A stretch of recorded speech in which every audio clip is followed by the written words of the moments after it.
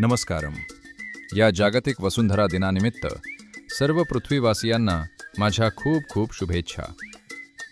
बरं, पृथ्वीचा व्यास साधारण 7,800 मैल आहे आणि तिचा परीघ 24,000 मैल आहे.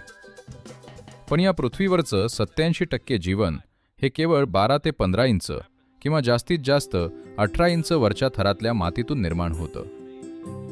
ही वरची माती म्हणजे या पृथ्वीची साय आहे. दुर्दैवाने ही साय आता नासत चाललीये.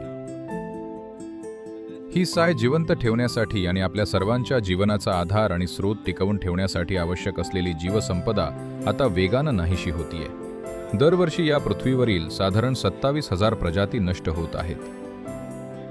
जर आपण याच वेगानं गेलो तर पुढच्या 30 ते 40 वर्षात आपण मोठ्या संकटात सापडू शकतो.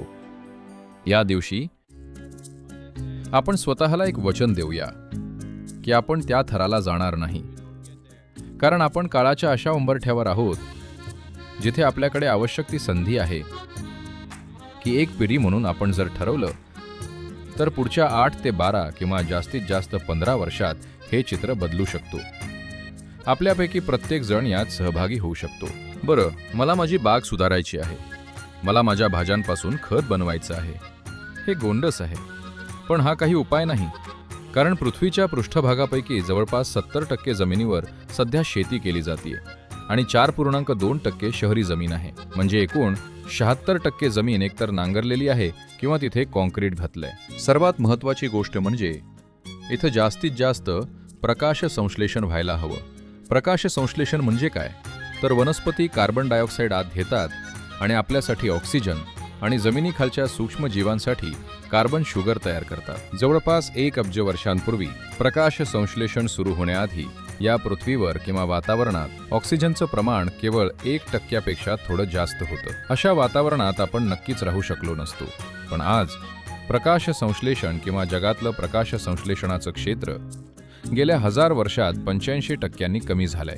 तर ही महत्त्वाची गोष्ट आहे की आपण प्रत्येक देशामध्ये धोरण केलं पाहिजे की जमिनीवर एकतर पीक असलं पाहिजे किंवा आच्छादन पिकं, झुडपं किंवा झाडं असली पाहिजेत. काहीतरी हिरवं, जे प्रकाश संश्लेषण नावाचा चमत्कार करत आहेत, ज्यामुळे माती आणि वातावरण दोन्ही समृद्ध होतात. माती कार्बन शुगरनं, वातावरण ऑक्सिजननं समृद्ध होतं आणि यामुळे मातीत पाणी व ओलावा टिकून राहतो जिथे तो खरोखर असायला हवा. तर या जागतिक वसुंधरा दिनी असा निश्चय करा की तुम्ही प्रेरणेचा स्रोत व्हाल, तुम्ही या चळवळीला गती द्याल. हे सुनिश्चित करा की जग मातीबद्दल बोलेल, कारण माती हाच शुद्ध पाण्याचा आधार आहे. माती हाच श्वासासाठी शुद्ध हवेचा आधार आहे. माती हाच आपण जे जीवन आहोत त्याचा आधार आहे. आपण जे शरीर धारण केलंय ते मातीच आहे.